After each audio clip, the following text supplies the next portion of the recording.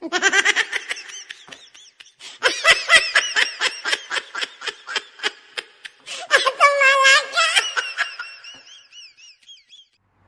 good morning sa ating lahat. Ayun. Nandito ako ngayon dito sa train station sa Hagana. Dito sa train station ng Tel-aviv. Pag galing kayo ng Haifa, bababa kayo dito sa Hagana. Ngayon, na-stuck ako dito kasi naiwan ako ng train. Lesson learned again and again. Like kong sinasabi na dito sa Israel, naka-high-tech sila. So, meron silang online na pag-checkan kung anong schedule ng train. Ngayon, ang nangyari kasi sa akin kanina, kaya baka sabihin niyo bakit sabi mo laging i-check yung schedule bago pupunta. Kanina kasi lobat ako. As in, wala akong pag-charge dahil sa kaka-video sa pageant. By the way, yung sinasabi ko kanina, advice ko sa ating lahat, bago tayo pumunta sa train station, i-check muna natin ang schedule. I-online muna natin i-check kung anong schedule ng train para hindi tayo pupunta sa station na parang ewan, na mas lalo pag mga ganitong oras, yung mga umaga na, yung parang kasi tingnan mo, as in, dito, mag-isa lang ako. Ngayon, pumunta ako dito sa train at buti merong silang pag-chargean or meron silang power booth. Yan, yung power booth. Okay. Kung makikita niyo ngayon, para akong pulubi sa kung ewan, o yan o, basta na lang ako umupo. Ayan. Nakaupo na lang ako dito sa semento. Buti na lang. Buti na lang may inupuan akong medyo malinis. Medyo umulan pa. So, yun.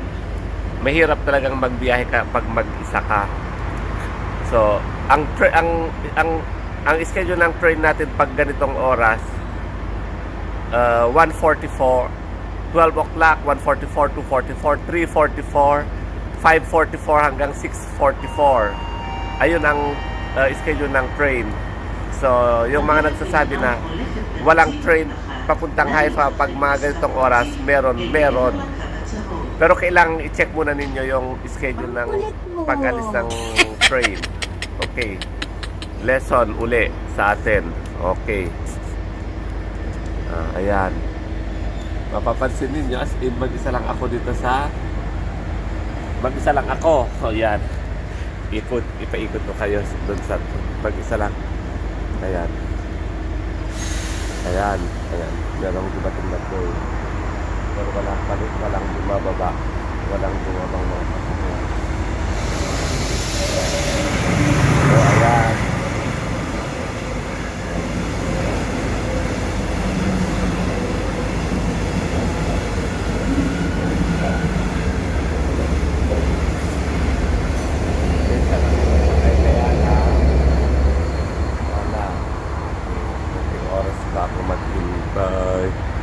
Ayun ako, Diyos ko po. Pero okay lang. Ganyan lang. Importante yung pinakita natin. Ayan. Kung makikita ninyo, may mga parating na.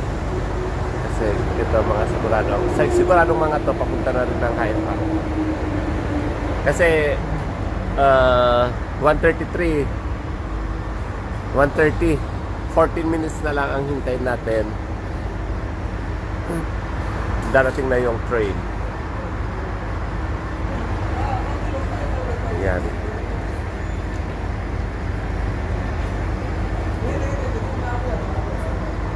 Tingnan nyo yung inupuan ko. Tagal kong naghintay dito Oras na ba? Nag-adjust pala ng oras. Kaya pala tong oras ko. Ay siya, dito ako sa oras ko pala nagbe-base. Kaya pala sabi ko bakit ganito. By the way, dapat pala nag-backward pala ng oras ngayon. Ayun. Kaya pala dito ako nakabase kanina. Yun pala ang isa. Ngayong araw pala yung adjustment niya. Hindi ko na-adjust tong relo ko. Ano ba yan? Oh, by the way, 1:44 umalis yung train. 1:50 dumating ako dito. Yan. Nalilito tuloy ako. Ninenervyos. Dahil dito sa schedule ng... dito sa oras ko. Dito ako tingin ng relo ko. Ngayon pala ang pag-adjust nila ng oras. By the way, ito ang third station nila. Ito ang Hakagana station. Ayan. Yun ang 1:44. Yan ang maganda dito kasi pag sinabing 1:44 times time. Diba? 1:44. Yan. Ito na yung train papuntang Haifa sa wakas. Ayan. Diba? Ayan, nakasakay na ako. Ayan.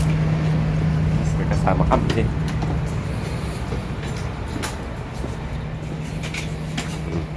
Oh, empty. It's empty. Walang pasaheros. Kontrata ko ang train. Ayan. On the way to Haifa na po ako. See you there, Haifa.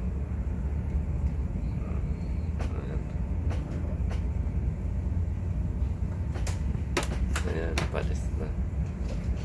Magandang magbiyahe paggabi. Walang tao.